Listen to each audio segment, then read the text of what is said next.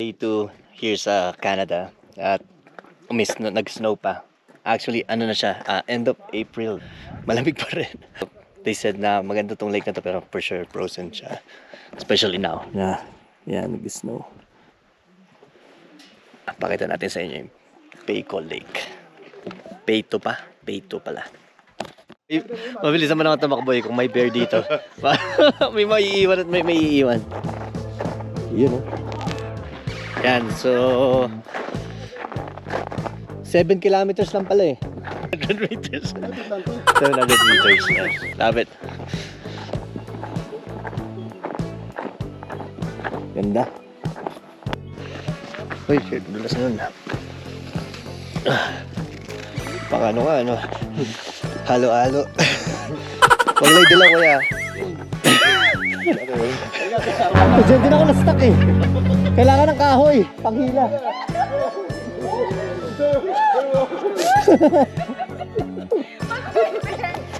Sobrang dalas, guys. Kakatakot. Mas madali yata dyan, oo. Kasi andito rin sila, pero tingnan natin kung paano sila bababa. Para mamaya alam natin. Wala kasi dali seminar. Hey! They're wearing the right shoe though.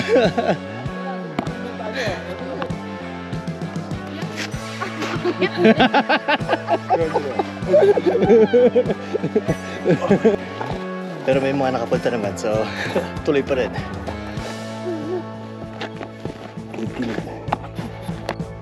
Grabe, sobrang dulas. Yung kamay ko di ko na maramdaman.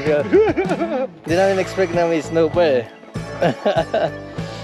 Kasi yesterday, okay naman, wala namang snow, so today mas malamig. Can you guys believe it? And we made it. Worth it. Ganda, grabe.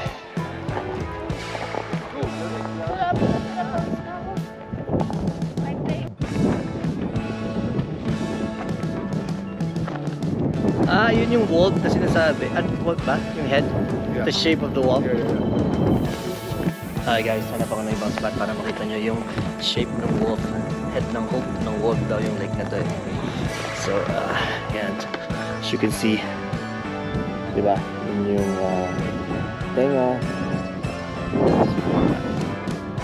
Ganda. Ganda natin eh. Ganda.